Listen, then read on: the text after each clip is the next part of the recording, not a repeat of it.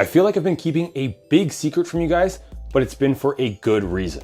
Back in April of this year, I received the Qidi X-Plus 3. Now, unfortunately, shortly after receiving this printer, I was notified of an issue with the frame design. So if you had done repetitive prints with the heated chamber, you'd get some Z-axis inconsistency. But I was told Qidi was fast at work fixing this issue, and as soon as it was fixed, I was going to be sent the updated model for review. Now, unfortunate as that was, it allowed me to use the original model for the past 7 to 8 months, and it's been an absolute workhorse for me, and I've been dying to tell you guys about it. But I couldn't tell you about it because I couldn't possibly recommend or review a printer that was being worked over. You just never know if the changes being implemented would eventually lead to more problems. Eventually, the new model did arrive, and so technically I have 2 big secrets that I've been keeping from you guys, and when I say big, I literally mean big. These are very large printers, as you can see just by me standing beside it. And if you're not familiar with the Qidi lineup, they have an even bigger model called the X Max 3 if you need even more build volume. This one here is 280 by 280 by 270, and it features a Core XY motion system, as well as Clipper firmware, so you get all the fancy Clipper firmware tricks, as well as a heated build chamber and some impressive electronics, including a 64-bit processor on the main board. Obviously, in this video, we're gonna be taking a closer look at this machine, but I wanna say a big thank you to Qidi for sending me the original and the newer model, and I wanna give them credit where credit is due. Reworking the frame design of a printer probably would have been a costly endeavor, which would have required some retooling and probably even reworking of existing inventory, and that's no small task. Their commitment to product development hasn't gone unnoticed, so let's take a look at how good this thing really is. We'll start with the unboxing, and this is a very big printer, which comes in a very big box, which is also quite heavy, as you can see with all of the warning labels attached to the side. And when you open the box, you'll find the instruction manual, and once you wiggle the printer out of the packaging, you can start to pull all of the accessories through the top of the printer. I believe the only thing that won't fit out the top is the top lid, which you can take out the front of the printer by opening the front door. The Qidi X-Plus 3 comes with a dry box, and this dry box gets attached to the back of the printer. We'll take a look at that later. It also comes with some desiccant packs and some PTFE tube, and in the accessory box, you'll find a roll of their black high-speed PLA, and shout out to Qidi for actually giving black a different color than the typical white sample you get with every other printer. You also get a spare hot end with a hardened steel nozzle, some tools, glue stick, a spool holder, and 4 rubber feet for the printer. And finally, you'll find a power cord, a network cable, and a print bed scraper. As you can see, it's mostly tools and spare parts, so there's not a whole lot of assembly to do here, and it's mostly just going to be setup. The power cable will get plugged in at the back of the printer, and above that, that's where we'll find the slot for the spool holder. Insert the spool holder into the slot, round side facing down. It's a pretty tight fit, and it might not fully seat, so give it some extra encouragement. Once it's fully seated, you can take the cap on the front, twist it counterclockwise to remove it, and look at the diagram on the back of the printer to mount the dry box.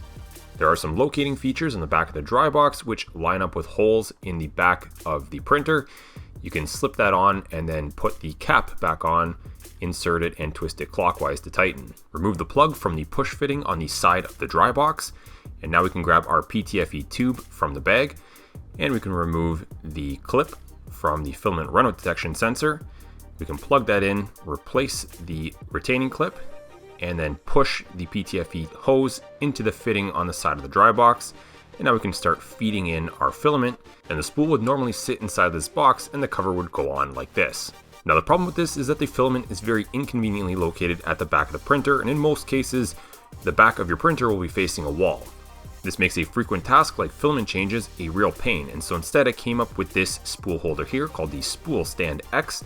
It's available on my website, embracemaking.com, and it has the PTFE tube mount in the top left-hand corner, where you can take your tube and just push it directly into this mount, put the retaining clip back in, and now we can mount our spool on the low-friction Super Deluxe spool holder, which is compatible with the Spool Stand X. The opposing conical faces on the Super Deluxe spool holder allow us to mount spools of many different sizes, including the one from Qidi, and we can feed our filament in through the tube, and now our spool is way more conveniently accessible on the side of the printer. But if we put a longer PTFE tube on, we can also mount it on the top of the printer if your printer is sitting somewhere where there's not a whole lot of space on either side. The Spool Stand X has rubber feet when sitting in that orientation, so it won't slide on the plastic lid. Then we can take the included USB stick from Qidi, plug it into the top of the printer, turn our printer on, and you're greeted with the setup menu. The setup screen will take you through some of the unboxing, and it will instruct you on how to remove the zip ties and packaging that's currently holding the printhead in place. It's a pretty straightforward process, and the on-screen instructions will continue to take you through the unboxing, where next you remove the zip ties that are holding the print bed in place. These are pretty thick zip ties, so grab some sharp side cutters to deal with those. And then the instructions will tell you to remove the 4 screws, 2 on either side of the print bed, which are also very clearly labeled with stickers. Press next and the print bed will rise up, exposing another 1 or 2 pieces of foam under the print bed. Carefully remove those, and then we're off to the next stage where the printer will self-calibrate. You'll be prompted to preheat the print bed to a temperature appropriate for the filament that you're going to use, and in this case I'll mostly be using PLA, so I'll select 60 degrees and I'll let it preheat for a few minutes before hitting that next button. Letting it sit for a few minutes before doing any measurements will hopefully allow the print surface to stabilize, and at this point we're going to set our Z offset. In the same bag as the instruction manual, you'll find a black piece of leveling paper. You'll place that between the nozzle and the print bed, and you'll select the measurements on the screen to move the print bed up incrementally until that piece of paper is dragging lightly between the nozzle and the print bed. And then the printer will probe the print bed across a series of points so that it can automatically compensate for any irregularities in that print surface. Then we're off to input shaping, where the print head will sit there for a few minutes and make some very strange noises and vibrate. This is totally normal, so just let this process run its course. We're getting closer to being able to print because now it's time to load some filament. And so we'll push the filament through the PTFE tube, it will pass through the filament runout detection sensor, and eventually all the way up to the print head. I like to remove the PTFE tube from the top of the print head and manually feed the filament in to make sure that it will get grabbed by the extruder gears. And since we're using PLA, I'll set the temperature to 220 degrees, and once it's reached that temperature, I'll press next, and the extruder will now grab the filament and push some through the nozzle. And now our nozzle has been primed and we're ready to go. And at this point, I would encourage you to explore the user interface. You can see here there's a home screen, there's a file list, then there are some settings, and this is where you can load in filament, you can jog the print head around, set temperatures for preheating the nozzle and the print bed, turn fans on and off. You can access the calibration menu, and you can set up your network as well. Connecting your printer to your Wi-Fi network will allow you to send files to it wirelessly, which is super convenient, so I'd highly recommend doing that. And in the last menu at the bottom, you'll find your printer firmware version in the About menu. And I would highly recommend you head on over to the Qidi website and download the latest version of their slicer, as well as update the printer to the latest version of the firmware. And so you can see here, I've started with the slicer, so I've gone ahead and downloaded that. Then in the printer section, I've checked out the X-Plus 3 section, clicked on the latest version of the firmware. We'll find that in their Google Drive, and we'll download the latest version. It'll be downloaded as a compressed RAR file extension, and we can head on over to our downloads folder. We can take that file and extract it onto a USB thumb drive. One of the requirements for the firmware update is to rename the thumb drive, so you can right click it in the menu tree, hit rename, and you're going to want to delete the name, so it's just blank. Then once you put the thumb drive back into the X-Plus 3, in the About section, you'll find a button that says Update, and we'll press that button and let the printer go ahead and do its thing. This takes a very long time, up to about 20 minutes, so be patient. And once the firmware update is successful back in the About section, you'll see the latest version of the firmware come up, and I'm going to rerun the calibration in case these values got wiped during the firmware update.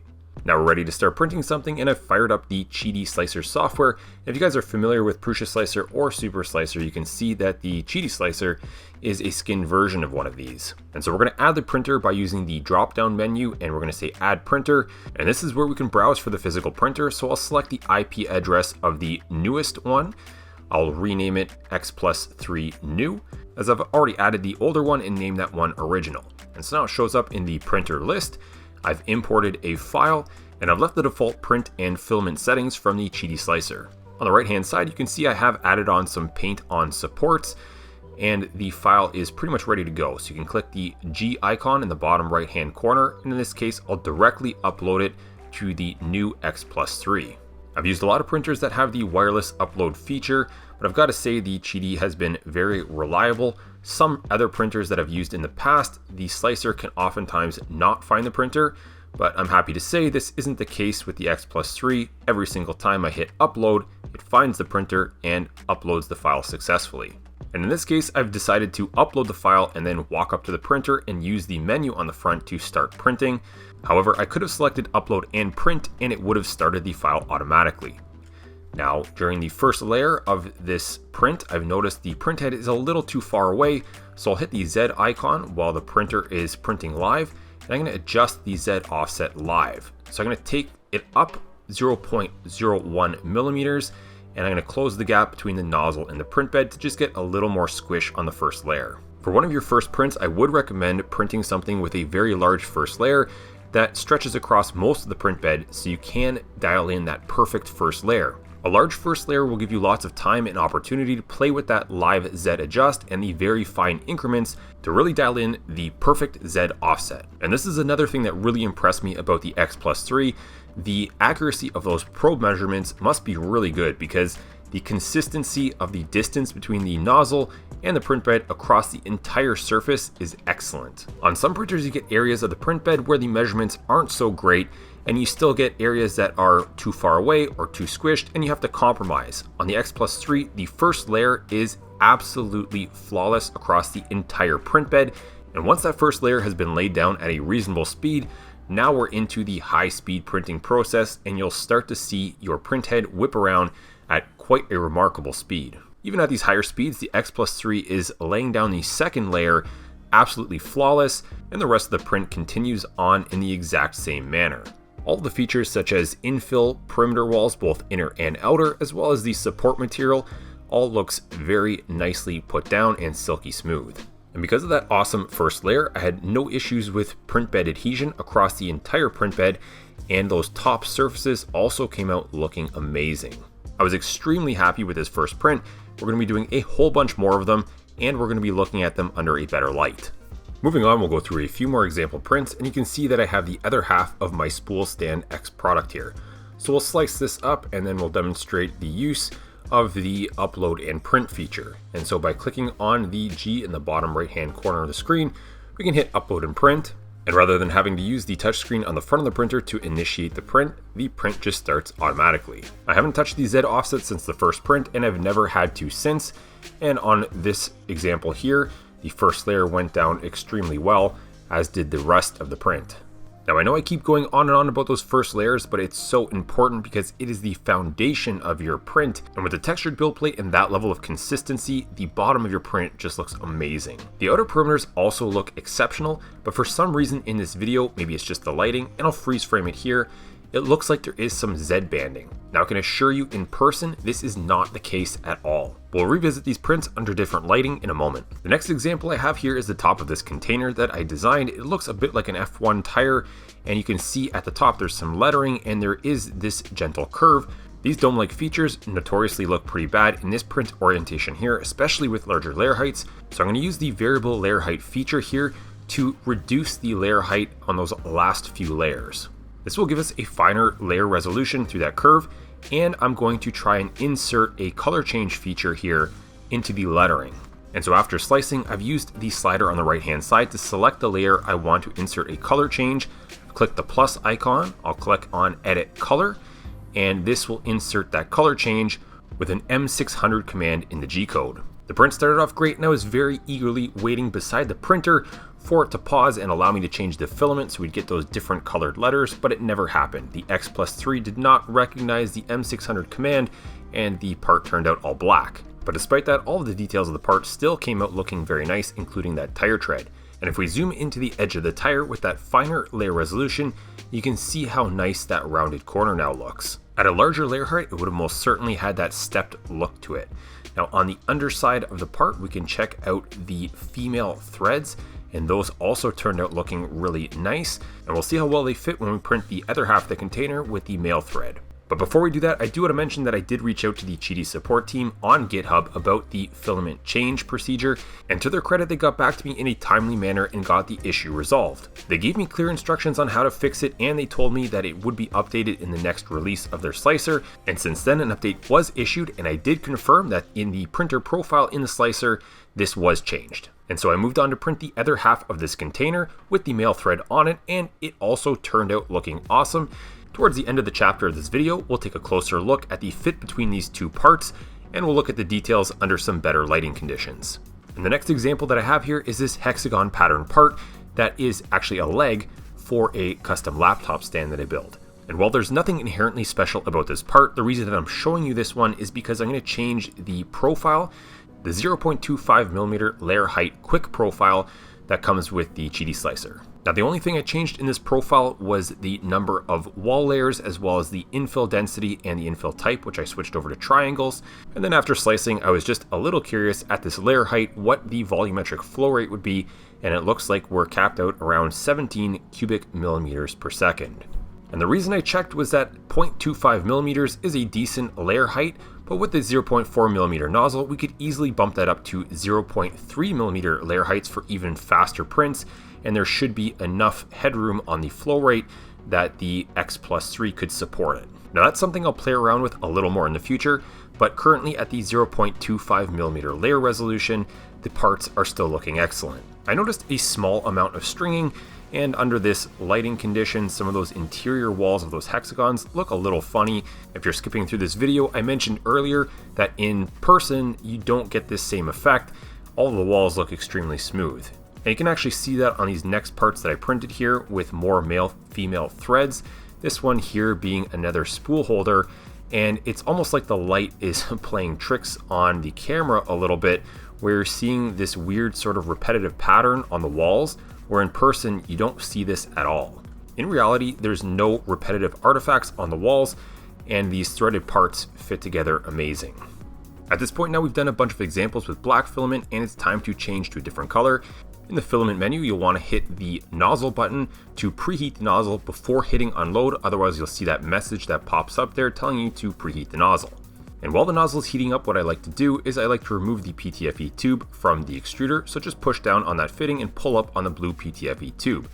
And then once the nozzle is hot, hit unload. It's going to ask you to confirm your option, and it's going to extrude a little bit of filament, and then it's going to start to push the filament back up and out through the extruder. Gently pull all of the old filament out and then put the new stuff in.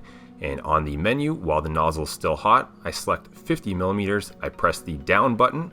The animation shows the extruder pulling the filament in, and then I find that I need to use an extra 20 millimeters to purge whatever color's left in there. So previously it was black, and then you should see some gray filament show up.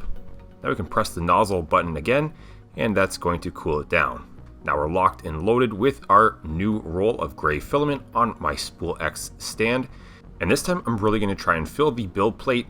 So what I have here are some laser engraving fixtures that you'll find in some of my other videos. And I've put 4 of them on the build plate. This takes up most of the 280 by 280 area. And other than the large surface area that they're taking up, there's not a whole lot special about these models. There is some lettering on the top layers, so we'll take a look at the quality of that lettering once it's done. But again, looking at the first layers here with some models that take up the entire build plate, from edge to edge, the first layer is perfect.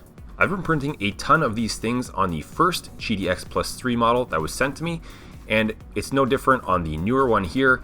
Every time I go to print these, I can confidently press print and then just walk away from the printer, and I don't have to painstakingly sit there and watch the first layer go down to make sure the prints don't fail. They come out looking this awesome every single time. And this level of consistency in both the way the part looks and how it fits dimensionally is extremely important to me because I sell these products. Earlier I mentioned that we would take a closer look at some of these prints under a better light, and so I think this here does these parts a lot more justice. I can't say enough about how good the top and bottom layers look on these parts. Even the areas that were touching the support material look really nice as well. You can see these round circles here where I popped out some of the supports. And speaking of support material, it's so easy to remove on the Qidi X-Plus3. And this is both a combination of the printer's capabilities as well as the default support settings in their slicer. But again, you can remove most of those supports with your fingers and you don't even need to use a tool.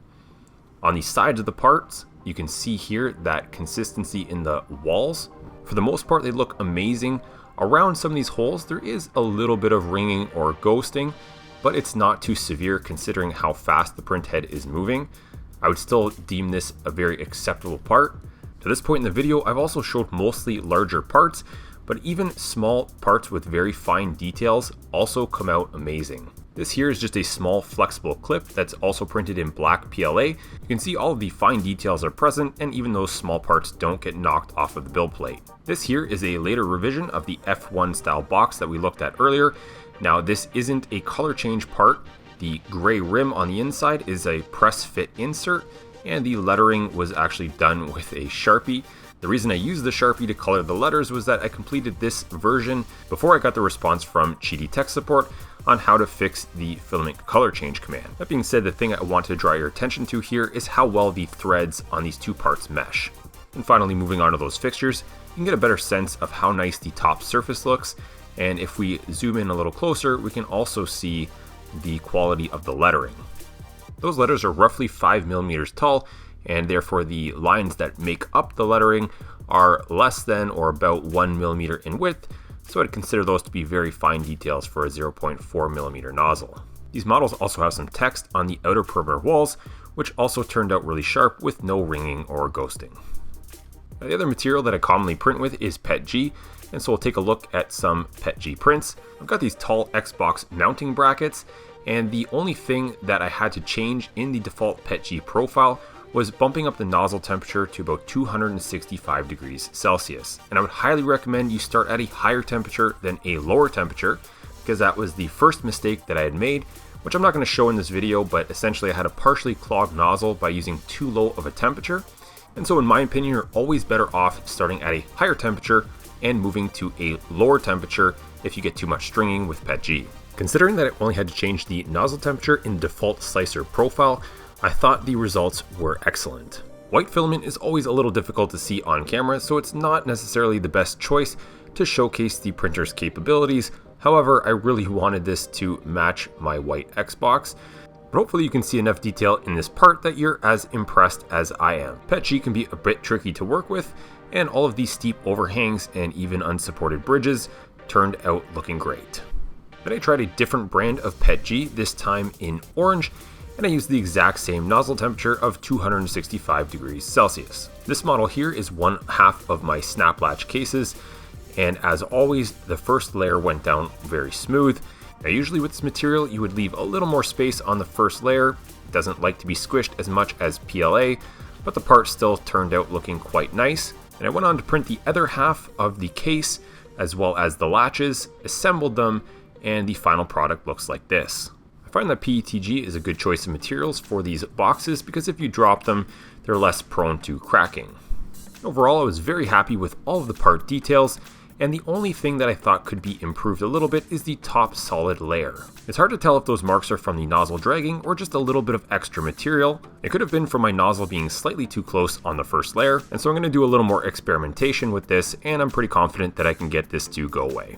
As much as I've been praising this printer so far, I did run into one major issue, and it looks like this. After using the printer for some time, several hours into long prints, I would get this error message here and the print would just stop, and it didn't matter if you tried to restart Clipper or the firmware, the print was just dead in the water. Luckily, there is a pretty simple fix for this, and after a quick email to Qidi tech support, some new parts arrived in my mailbox a few days later. This kit equips the printhead with some additional fans for cooling the onboard microprocessor, as well as including a brand new USB cable that connects the mainboard to the printhead. It's not a very difficult installation, and I'll make a separate video with all of the finer details of this upgrade, and it can be done in about 20 minutes time. All of the parts that I needed were included, including the little expansion board to plug in the extra fans, and the new housings just clip on and screw in place of the originals. With all of the additional provisions for cooling, like the fans and the vents, this leads me to believe the original problem had something to do with heat. Now, interestingly, I've never had this problem with the original X-Plus 3 that was sent to me by Qidi. That printer has been happily chugging along since day one, but this upgrade did fix this problem for the new model, and I'm hoping that these new parts are now installed as standard equipment at their factory. With the new parts, there's been no change in print quality, so everything still looks amazing, and I just got rid of that error and it's never come back again. And so despite this little speed bump, I was very happy that Qidi already had a working solution and they got it to me very quickly. Now, I can only speak to my personal experience, but their support team seems very responsive and they always have gotten back to me in a timely manner. And I've also noticed there's been a steady flow of slicer and firmware updates, so this tells me their team is constantly working on improving their products, which is comforting because obviously you don't want to invest money into a tool or product and have it immediately abandoned for the next new model, which seems to be all too common in the 3D printing industry lately. Innovation and new product development is important, but so is supporting your existing products for at least a reasonable amount of time. Before getting to my final thoughts on this machine, we'll take a look at a few more printed models after the installation of those printhead parts. And as I had mentioned before, nothing about those new parts would appear to have an impact on the print quality, and as you can see here, all of these parts that I'm showing you look just as good as before. And this is critically important if you're a person like me who plans on using these printers for production. The last thing you want to do is have to install some new parts to fix an existing problem and then have to go back and change all of your print profiles to compensate for the changes made by the introduction of those new parts. Seeing as how that wasn't the case here, I'm a happy camper. I plan on continuing to run these machines day in and day out for production, and eventually putting the included steel nozzle to use with some abrasive materials like carbon fiber PETG and maybe even carbon fiber nylon, as the max nozzle temperature is 350 degrees Celsius. While we're on the topic of temperature and machine modifications, at the beginning of most prints, the machine likes to remind you to remove the top cover when printing with certain filaments. Now, if you don't do that, it could lead to problems like heat creep and extruder jams, but I find that the lid is pretty large and awkward to store, especially when you have two of these printers. So what I did here is design these lid risers that allow you to keep the lid on and it still allows heat to escape. I've printed many hours with PLA and have not had a problem using these. I've made these models available on my printables page, link in the video description down below. And so this brings me to my final thoughts on this machine, and it would be 100% hands down would recommend. And so much so that I'm going to give the Qidi X-Plus 3 my award for top pick of best 3D printer of 2023. I've tested a lot of great printers this year, and this is the closest thing that I think I could get to professional grade quality, coming from a printer that's priced more aggressively than the K1 Max and the Bamboo Labs X1C. And that's despite not yet having some features like the built-in camera and LiDAR like you've seen on some of those other printers. And truthfully, I just found that with the level of print consistency that I get out of this machine, I just haven't had a need for those anyways. And you still get a maximum advertised acceleration of 20,000 millimeters per second with this machine, as well as a heated build chamber, which you don't get with those other models. And you have a max nozzle temperature of 350 degrees Celsius, allowing you to print with some more advanced materials, as well as a build volume that's placed somewhere between the K1 Max and the Bamboo Labs machine as well. But of all the features that this printer has, the one thing that did push it to the top of my list for best printer of 2023 has to be its consistency with print quality. And I've mentioned this several times throughout this video. This is the printer that I am most comfortable with, just walking up, pressing print, and then walking away and not having to wonder if I'm going to come back to a failed print. The K1 and the K1 Max were pretty close, but I did find that occasionally I would come back and find a more squished first layer on those machines, and that would mean some elephant's foot in some of those prints. This one here has been 100% the same every single time, and I do mean every single time. That first layer is exactly the same. I print boxes and boxes of parts with the two X-Plus 3s that I own, and I regularly go through tons of filament testing printers. This situation was a little unique, and I really got to torture test the original unit for 7 to 8 months, which is way longer than usual before publishing a review. Now, if I did have to pick a few things to improve on this printer, the first one would be moving the location of the filament from the back to either the side or the top of the machine, like I did with my Spool Stand X that I showed you earlier in this video. And the other thing would probably be the styling. It's not for everyone. In my opinion, it looks a little dated compared to some of those other machines. But for me personally, this doesn't matter too much to me, as I see my 3D printers as tools for utility rather than vanity objects sitting on a desk. The only part of the shell or the exterior that may actually have an impact on user experience would be the front door and the top cover. Both are made of plastic and both have some bends in them, which makes it a little awkward to look through to actually view your print to see what's going on in there. Now, if they were made of glass, it would make the viewing a little better. However, if they were made of glass, you'd probably also see an increase in price in the printer, which I'm not sure if that's worth paying for, as well as making a heavy printer already heavier. And the other thing with glass that I've seen with other printers that utilize glass panels is that sometimes they show up at your doorstep broken, which would lead to an even worse customer experience. So plastic might not be so bad after all.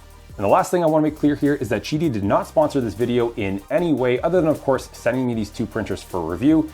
I would never accept a paid sponsorship for a guaranteed good review. These are truly my opinions of these machines. And so I hope you guys give Qidi a chance. I'm going to put links to their product down in the video description down below where you can go find these things on their website. And I'll put links to my website, embracemaking.com, where you can find things like the Spool X stand, as well as some other great 3D printer upgrades and accessories. And that's a great way for you guys to support me if you guys appreciate these videos. Thanks for watching.